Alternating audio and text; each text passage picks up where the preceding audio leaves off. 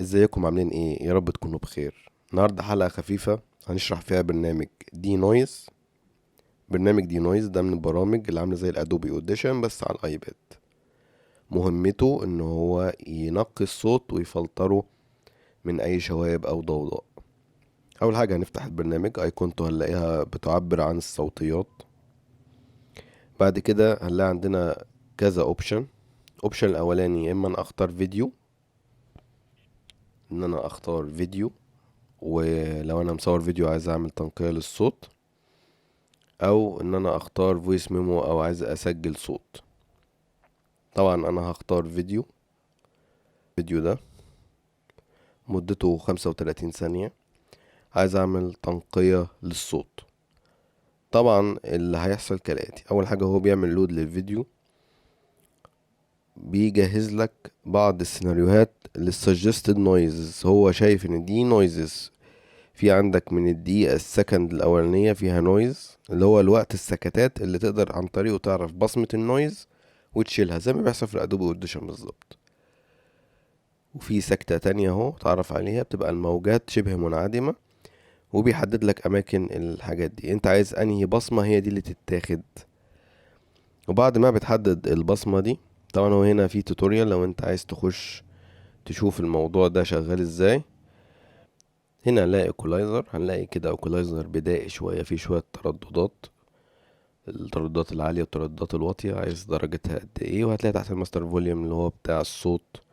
وهنا الريسيت لو انا عايز ارجع الحاجة للقيم الأصلية. مثلا عملت كده ورحت دايس هنا هيرجعني للقيم الأصلية. نيجي بعد كده هنلاقي تحت هنا في حاجة اسمها نويز ريدكشن ليفل. ده معناه ايه؟ ده معناه ان انا دلوقتي مسكت النويز فين في الصوت، هبتدي اشوف انا عايز الغي النويز الى انهي درجة، يبقى سترونج ولا يبقى وسط. طبعا انت وانت شغال بتظبط على تسمع الصوت وتشوف ده تمام ولا لا، لان لو انت لغيت الضوضاء بشكل مبالغ فيه ممكن جايز جدا يجي على جودة الصوت بتاع الكلام.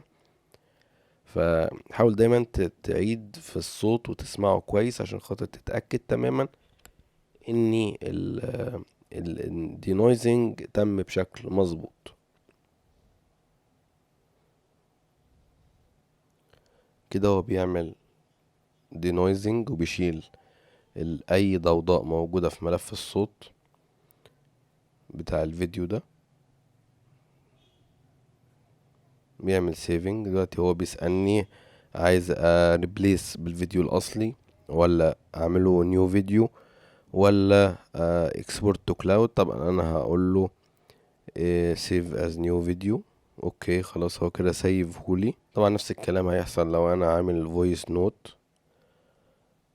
ممكن مثلا هنا اختار فويس نوت، اروح فاتحها. نفس الكلام، هو بيعمل لود للفايل ده، فايل كبير شوية. بيعمل لود للفايل خطوة بخطوة، بيقولك ايه اللي بيحصل، بيطلع لك زي نوتيفيكيشن كده بايه الخطوات اللي انت ماشي فيها. زي ما انتم ملاحظين طبعا ان هو بيقرا الموجات الصوتية اللي جوه الملف، وابتدى يديني الاقتراحات برضو زي ما عملنا في الفيديو.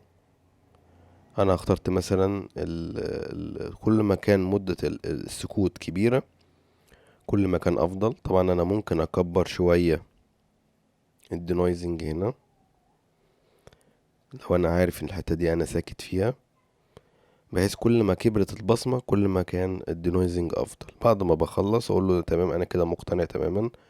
اظبط الايكولايزر بتاعي على حسب الحاجة اللي انا محتاجها بالظبط، والماستر فوليوم،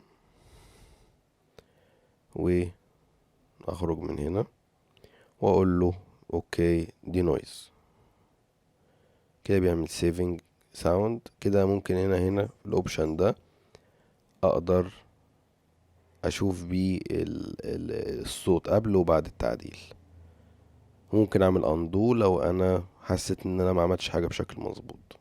في النهاية حلقة خفيفة، كنت حابب اتكلم عن البرنامج ده. برنامج مش معروف كتير، هو سعره تقريبا بنتكلم في $2.